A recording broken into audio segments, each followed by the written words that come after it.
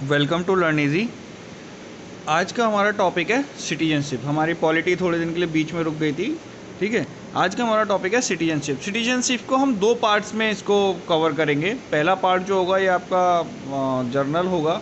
ठीक है, जो हमारा सिटीजनशिप रूल्स हैं, क्या क्या रूल्स अब तक चलते आए हैं, ठीक है, ये सब चीज़ें हमारी जर्नल होंगी।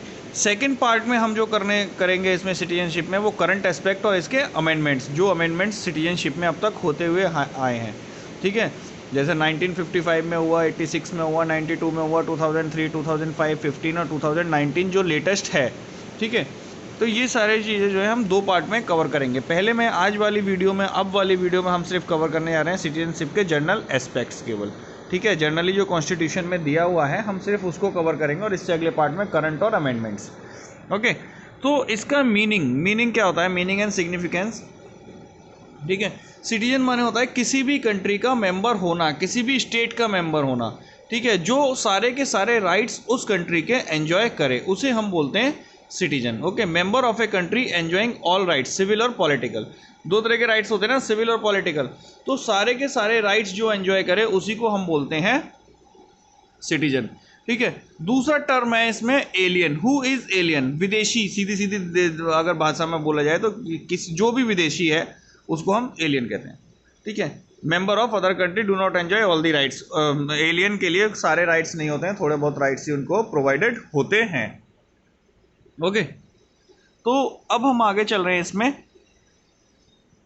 Privileges on citizens of India and deny same to aliens. ठीक है, एलियंस के लिए कुछ राइट्स डिनाई कर दिए जाते हैं और वही राइट्स जो हैं सिटीजन्स को दिए जाते हैं। Article 15, right against discrimination. ठीक है, हम किसी भी सिटीजन को, इंडिया के सिटीजन को किसी भी तरीके से डिस्क्रिमिनेट नहीं करेंगे। ओके, तो वो डिस्क्रिमिनेशन किस किस तरह का हो सकता था आपका? किस तरह का डिसीजन हो सकता था आपका? कोई भी डिस्क्रिमिनेशन आपका रिलीजन पे, बर्थ पे, कास्ट के आधार पर, ठीक है, आपके प्लेस ऑफ बर्थ के आधार पे कि कहाँ आप जन्मे हैं पूरे भारत में, चाहे आप केरला में जन्मे हैं, चाहे आप जम्मू कश्मीर में, चाहे यूपी में, दिल्ली में, कहीं भी आपका जन्म हुआ है, तो हम किसी भी तरीके से डिस्क्रिमिनेशन नहीं करेंगे। पब्लिक एम्प्लॉयमेंट में हम डिस्क्रिमिनेशन नहीं करेंगे। ठीक है, उसके बाद आर्टिकल 19, फ्रीडम ऑफ स्पीच और एक्सप्रेशन में, फ्रीडम और स्पीच और एक्सप्रेशन की पूरी छूट होगी। आप कहीं भी कुछ भी बोल सकते हैं, बस वो गलत नहीं होना चाहिए, किसी के अगेंस्ट नहीं होना चाहिए। हालांकि आप अगेंस्ट में भी बोल सकते हैं, आपको अपने व्यू रखने का पूरे अधिकार है, लेकिन आप किसी को अपशब्द नहीं कह सकते हैं, गालियां नहीं दे सकते हैं। ओके, जहां गालियों की बात आ जाती है वही आपका क्या बन जाता है? अपराध बन जाता है। ठीक है, article 29 and 30, cultural and educational rights जो हैं आपके, ठीक है, आप उसको प्रिजर्व और प्रोटेक्ट कर सकते हैं। ठीक है, right to vote, contest election and eligibility to hold certain public officers. ठीक है, राइट टू वोट में कोई डिस्क्रिमिनेशन नहीं है, सब सिटीजन्स को बराबर राइट टू वोट्स मिलेंगे। ठीक है, चाहे वो किसी भी कास्ट का हो, किसी भी रिलीजन का हो, कोई भी हो, सबको right to vote equally provide कराया जाएगा।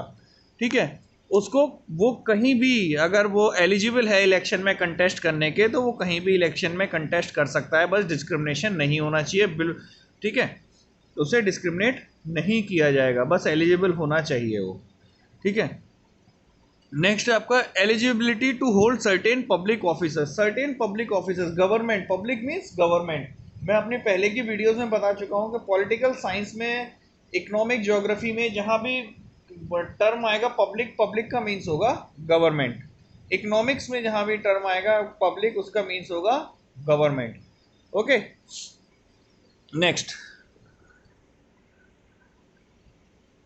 ठीक है, और ये सारे राइट्स क्या हैं? ये एलियंस यानी विदेशियों के लिए एलिजिबल नहीं है, ये राइट्स विदेशियों को नहीं दिए जाएंगे, not available to the aliens.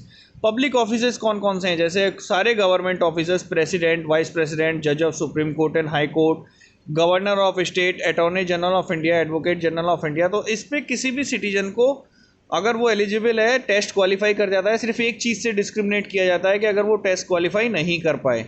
ठीक है, अगर वो एलिजिबल है इलेक्शन, प्रेसिडेंट के लिए, वाइस प्रेसिडेंट के इलेक्शन में जीत जाता है, मेजोरिटी अटेन करता है तो बन जाएगा, जज ऑफ सुप्रीम कोर्ट और हाई कोर्ट में एलिजिबिलिटी रखता है तो बन जाएगा, गवर्नर ऑफ स्टेट के लिए एलिजिबिलिटी रखता है तो बन जाएगा, attorney general of, advocate general of India और स्टेट्स जो है वो बन सकते हैं, बस एलिजिबल होने चाहिए। ठीक है। लेकिन ये सारे राइट्स किसको प्रोवाइडेड है? सिर्फ सिटीजन्स को। अगर कोई विदेशी चाहे प्रेसिडेंट या गवर्नर या फिर सुप्रीम कोर्ट जज बनना तो उसको प्रोवाइडेड नहीं है, वो यहाँ के सिटीजन्स को ही प्रोवाइडेड है।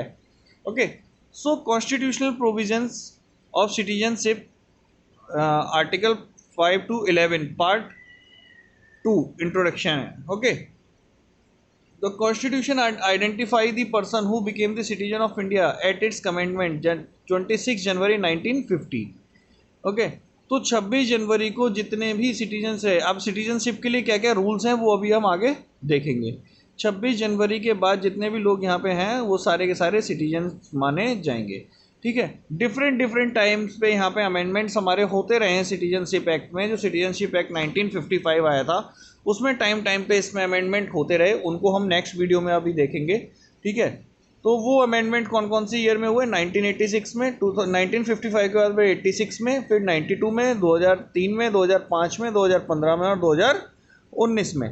ठीक है, ये सारे अमेंडमेंट हम अभी देखेंगे। सिटीजनशिप अमेंडमेंट एक्ट 1955 जिसको रिसेंटली अभी 2019 में अमेंड किया गया है, इसीलिए ये इंपॉर्टेंट भी हो जाता है। कई क्वेश्चन इस पे इस बार आएंगे भी। ठीक है, इसलिए ये इंपॉर्टेंट हो जाता है सिटीजनशिप को पढ़ना। सिटीजनशिप के साथ में और कई सारी चीज़ें हम नेक्स्ट वीडियो में पढ़ेंगे। ठीक है, इसमें सिर्फ हम जनरल डिस्कशन अब देखने जा रहे हैं। सिटीजनशिप एक्ट 1955, इसका general meaning, it provide for the citizenship. ठीक है, ये सिटीजनशिप प्रोवाइड करने के लिए एक्ट बनाया गया था। और किस किस तरीके से सिटीजनशिप प्रोवाइड की जा सकती है यहाँ पे मैंने शॉर्ट में लिख रखा है, बाकी सबको डिटेल में मैंने आगे एक्सप्लेन किया हुआ है। सबसे पहली है बाय बर्थ, जो यहाँ जन्मा है। दूसरी है डिसेंट, वंशानुक्रम। ठीक है, यानी जिसका वंशवाद यहाँ का हो, भारत का हो। ठीक है, रजिस्ट्रेशन, जो 7 साल से यहाँ पे रह रहे हों। ठीक है, नेचुरलाइजेशन, दोनों में लगभग सिमिलर से होते हैं रजिस्ट्रेशन और नेचुरलाइजेशन, जो 12 साल से यहाँ पे रह रहे हों। या फिर इनकॉर्पोरेशन ऑफ टेरिटरी। ठीक है, इनकॉर्पोरेशन ऑफ टेरिटरी का मतलब क्या है? यानी किसी देश की सीमाओं को हमने कब्जा लिया हो। जैसे अभी रिसेंटली क्या हुआ था, जो आपका 100 अमेंडमेंट था, उसमें हुआ था कि बांग्लादेश के कुछ गांव हमने ले लिए थे और अपने कुछ गांव बांग्लादेश को दे दिए थे, क्योंकि एडमिनिस्ट्रेशन में दिक्कत आ रही थी। ठीक है, इस वजह से कुछ गांव हमने बांग्लादेश के ले लिए और कुछ अपने गांव उनको दे दिए। तो जो बांग्लादेश के गांव हमने लिए ना, उनको ऑटोमेटिकली जो है इनकॉर्पोरेशन ऑफ टेरिटरी वाले क्लॉज के थ्रू उन लोगों को इंडियन सिटीजनशिप प्रोवाइड कर दी जाएगी। ठीक है, और वहीं जो गांव हमारी तरफ से गए हैं उनकी सिटीजनशिप ऑटोमेटिकली इंडियन सिटीजनशिप खत्म हो जाएगी। ओके, अब एक एक करके हम इनको आगे डिस्कस करने जा रहे हैं। Acquisition of citizenship act 1955। ठीक है, acquisition of citizenship by citizenship act 1955। सबसे पहला है बाय बर्थ। ठीक है, बाय बर्थ। ठीक है, इसमें कई सारे क्लॉज आ जाते हैं कि जो जन्मा हो। ठीक है, बॉर्न ऑन और आफ्टर 26 जनवरी 1950।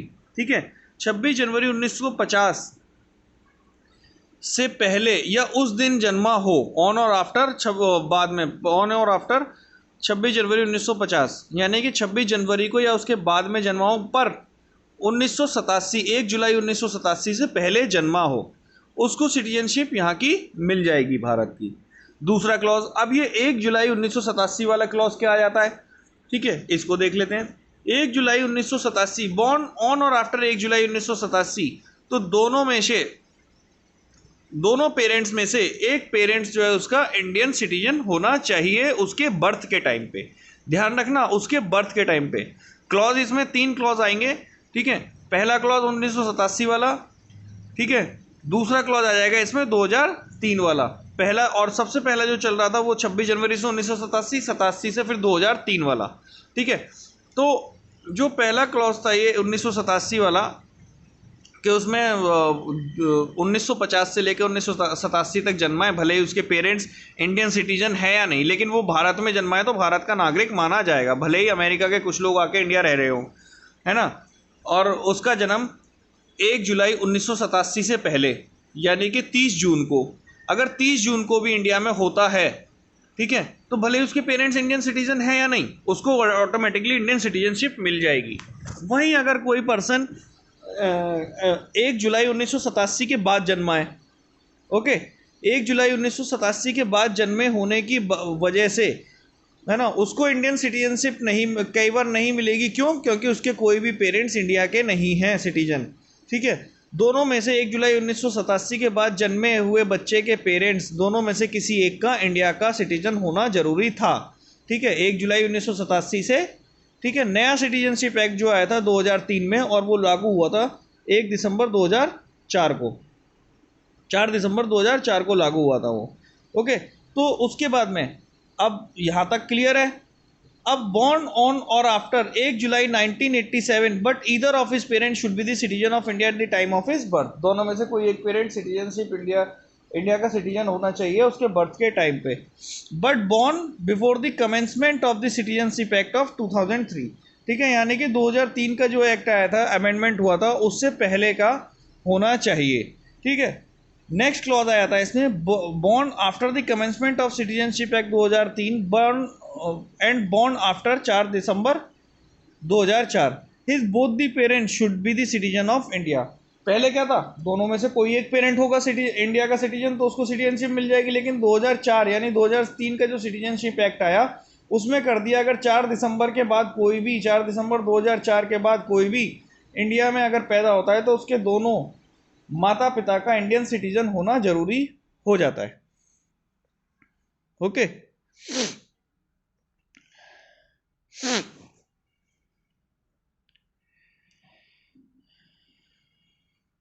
ठीक है।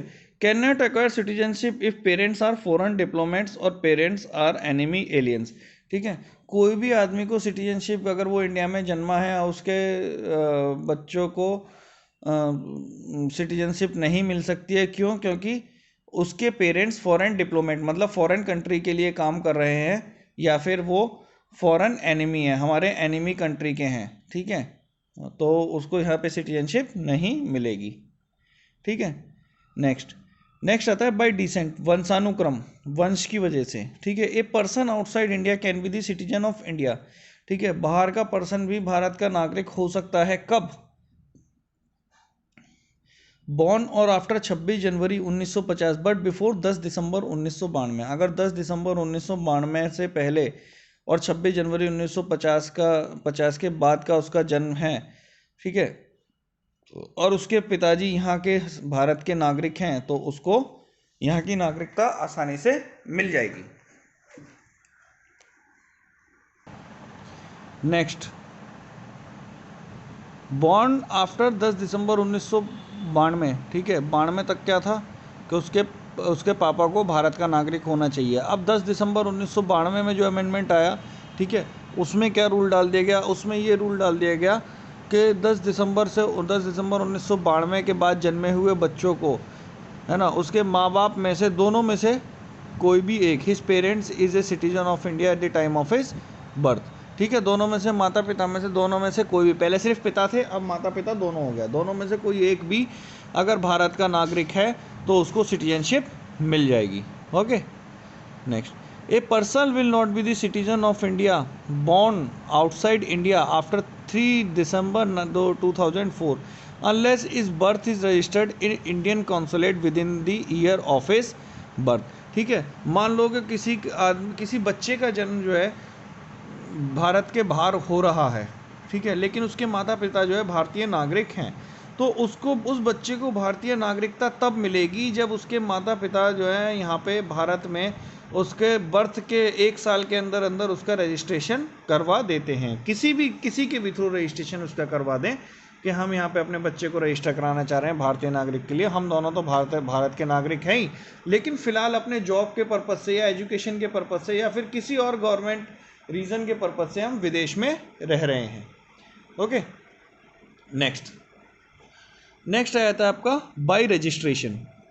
रजिस्ट्रेशन के थ्रू आप नागरिकता कैसे ले सकते हैं? A person is of Indian origin residing in any country और प्लेट्स आउटसाइड अनडिवाइडेड इंडिया। जो भी पर्सन जो भारत की पैदाइश है, इंडियन ओरिजिन मतलब भारत की पैदाइश है, ठीक है, तो उसको जो है रजिस्ट्रेशन के थ्रू रजिस्ट्रेशन के थ्रू उसको सिटीजनशिप दी जा सकती है।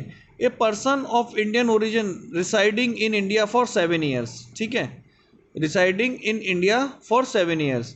ठीक है, जो इंडियन ओरिजिन पर्सन है वो पहले बाहर जाके विदेश में कहीं रहने लगा, लेकिन फिर क्या हुआ, उसे वहाँ की नागरिकता तो उसने ले ली, लेकिन अब वो इंडिया की नागरिकता अगर चाहता है तो कंटिन्यूसली उसे 7 ईयर्स तक यहाँ पे रहना होगा। Okay. A person married to Indian citizen resided in India for 7 years. ठीक है, कोई भी भारत का विदेशी आके अगर भारत में किसी से शादी कर लेता है तो उसको जो है यहाँ पे 7 साल का टाइम यहाँ बिताना होगा, तब जाके उसे इंडियन नागरिकता मिलेगी, इंडियन सिटीजनशिप उसे मिल जाएगी। Minor children of a person who are citizen of India. ठीक है, माइनर चिल्ड्रन यानी कि माइनर का मतलब है जिसकी एज, जिस बच्चे की एज 18 साल से कम है उस बच्चे को भी इंडियन नागरिकता मिल सकती है। ठीक है, बशर्ते उसके पेरेंट्स जो है इंडिया के रहने वाले हों। Okay. A person whose either of his parent was the citizen of India resided in India for 1 year. ठीक है, कोई भी पर्सन जिसके दोनों माता पिता इंडिया के ओरिजिन हैं, ठीक है, इंडिया के सिटीजन हैं, और वो यहाँ पे 1 साल से रह रहा है तो उसे भी रजिस्ट्रेशन के थ्रू जो है नागरिकता मिल जाएगी। Okay. A person is registered eight overseas citizen of India. ठीक है, ओवरसीज सिटीजन का मतलब है foreign citizen of Indian origin, मतलब जन्मा तो वो भारत में है लेकिन बाय वो जो है किसी काम की वजह से फॉरेन में जाके रहने लगा और वहीं का नागरिक वो बन गया, उसको भी यहाँ पे नागरिकता मिल सकती है। यानी कि उसे क्या, एक वो विदेश की नागरिकता उसने ले ली, इस वजह से उसकी भारत की नागरिकता खत्म हो गई थी, लेकिन अब वो दोबारा से अगर भारत की नागरिकता लेना चाहता है तो उसे कम से कम 1 साल का टाइम यहाँ पे भारत में बिताना होगा। ओके, ये हो गया आपका रजिस्ट्रेशन प्रोसेस। ओके। नेक्स्ट आता है आपका by naturalization. According to citizenship act 1955 naturalization को हम देखते हैं, और इसी नेचुरलाइजेशन में ही अभी 2019 में अमेंडमेंट किया गया है जिसको हम डिटेल में आगे अगली वीडियो में पढ़ेंगे।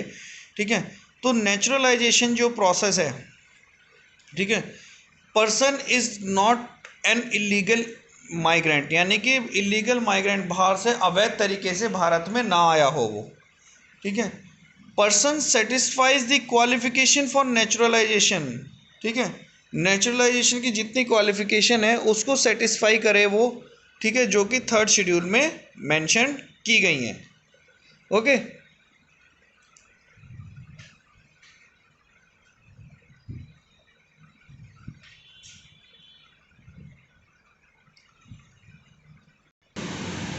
Next, person has rendered distinguished services. ठीक है, ये इनमें से किसी भी एक सर्विसेज को वो उसने प्रोवाइड करा हो भारत को। Person has rendered distinguished services in field of science, science की फील्ड में, फिलॉसफी के में, art, literature, world peace and human progress, इनमें से किसी के भी फील्ड में अगर उसने सर्विसेज प्रोवाइड कराई हैं, ठीक है, तो उसको जो है भारत की नागरिकता नेचुरलाइजेशन प्रोसेस के थ्रू दी जा सकती है। ठीक है, लेकिन अब इसमें काफ़ी सारे अमेंडमेंट्स कर दिए गए हैं। 12 ईयर और 14 ईयर वाला जो कॉन्सेप्ट था वो 8 ईयर्स का कर दिया गया है। ठीक है, उसी कॉन्सेप्ट को अब हम करंट इसका जो करंट एस्पेक्ट होगा सिटीजनशिप का उसमें पढ़ेंगे। Okay. Next, citizenship by incorporation of territory. Incorporation of territory का मतलब क्या है कि हमने किसी देश की सीमा को कब्जा लिया तो उसके जो सिटीजन होंगे वो ऑटोमेटिकली भारत के सिटीजन बन जाएंगे और उनको भारत की नागरिकता दे दी जाएगी। उन्हें ना तो रजिस्ट्रेशन कराना है ना नेचुरलाइजेशन कराना है। जैसे अभी बांग्लादेश के साथ हुआ था, बांग्लादेश के हमने 100 गाँव ले लिए थे और अपने 100 गाँव उनको दे दिए थे। ओके, तो उसमें क्या हुआ था कि उसमें जो बांग्लादेश के सिटीजन इंडिया है उनकी ऑटोमेटिकली बांग्लादेश की नागरिकता ख़त्म हो गई और इंडियन नागरिकता उनको प्रोवाइड करा दी गई है। ओके, टर्मिनेशन ऑफ सिटीजनशिप और लॉस ऑफ सिटीजनशिप। अब भारत की नागरिकता कैसे मिलती है ये तो हमने देख लिया, लेकिन भारत की नागरिकता खोती कैसे है, ठीक है, कैसे ख़त्म की जा सकती है, ठीक, वो अब हम देखने आ रहे हैं। इसके भी 3 तरीके होते हैं आपके, रिनंसिएशन, टर्मिनेशन और डेप्रीवेशन। ठीक है, रिनंसिएशन, टर्मिनेशन एंड डेप्रीवेशन, एक एक करके हम तीनों को देखेंगे। Renunciation, any citizen of India of full age and capacity can renounce his Indian citizenship, मतलब पूरे होशो हवास में वो अपनी सिटीजनशिप को डिनाई कर सकता है, डिक्लेयर कर सकता है कि मैं आज से भारत का नागरिक नहीं रहूँगा, और ये सारा प्रोसेस जो एक रजिस्ट्रेशन अथॉरिटी के थ्रू होगा। ठीक है, इन दिस केस उसके, और इस केस में उसके जितने भी माइनर चिल्ड्रन होंगे, ठीक है, उनको क्या होगा, उनकी भी नागरिकता ऑटोमेटिकली ख़त्म हो जाएगी। अगर कोई भी पर्सन ऐसा है जिसके बच्चे छोटे हैं, 18 ईयर्स से कम है, और वो अगर अपनी नागरिकता को डिक्लेयर करता है कि मैं भारत का नागरिक नहीं हूँ, तो ऑटोमेटिकली उसकी नागरिकता, उनके बच्चों की नागरिकता भी ख़त्म कर दी जाएगी। ठीक है, लेकिन जब वो बच्चे मेजर हो जाएंगे, 18 ईयर्स हो जाएंगे, वो चाहें तो दोबारा से भारत के नागरिक बन सकते हैं। ठीक है। Declaration should be registered by the public authority. ठीक है, प्रेस्क्राइब्ड अथॉरिटी। ठीक है, एक जो प्रेस्क्राइब्ड अथॉरिटी होगी, जैसे रजिस्ट्रार हो गया, तो आपकी जो डिक्लेरेशन होनी चाहिए उसके थ्रू ही होनी चाहिए और वो एक्सेप्टेड होनी चाहिए।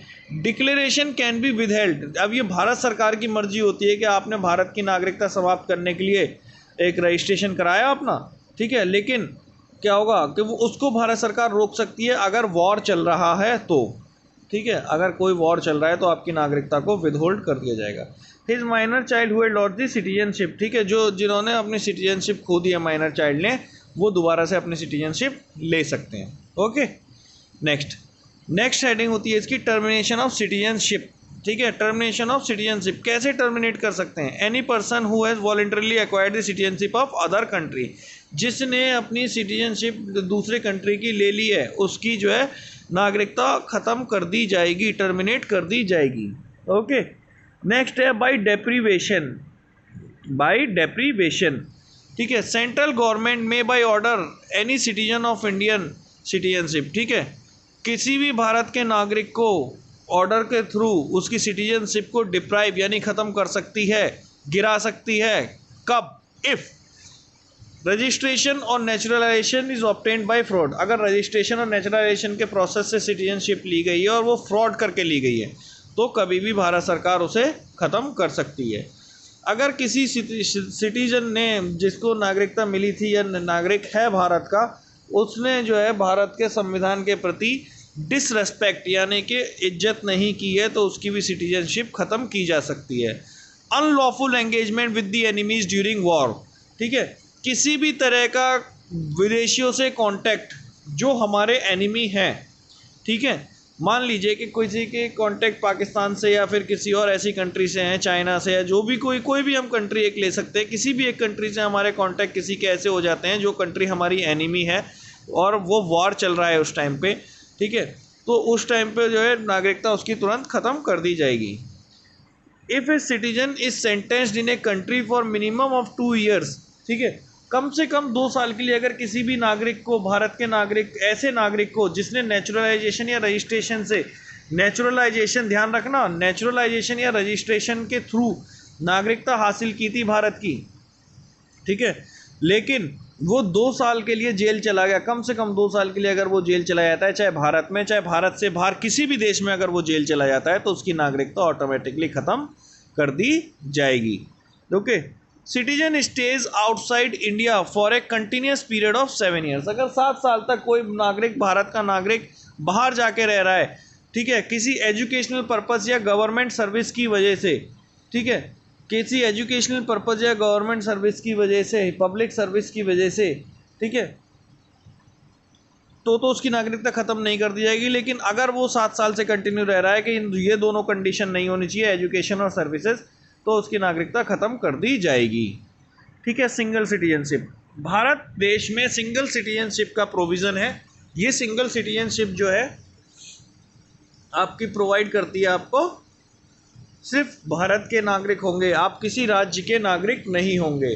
जैसे कि कुछ फेडरल कंट्रीज़ हैं, भारत भी एक फेडरल कंट्री है जहाँ पे स्टेट के लिए अलग कानून है और राज्य के लिए अलग कानून है, ठीक है, 2 डुअल पॉलिटी स्ट्रक्चर चलता है, स्टेट का अलग स्ट्रक्चर है, सेंटर का अलग स्ट्रक्चर है, लेकिन सिटीजनशिप एक ही रहेगी, हम भारत के नागरिक हैं। यूएसए की तरह नहीं या फिर स्विट्ज़रलैंड की तरह नहीं कि हम कनाडा के भी नागरिक हैं और भारत के भी नागरिक हैं। ओके,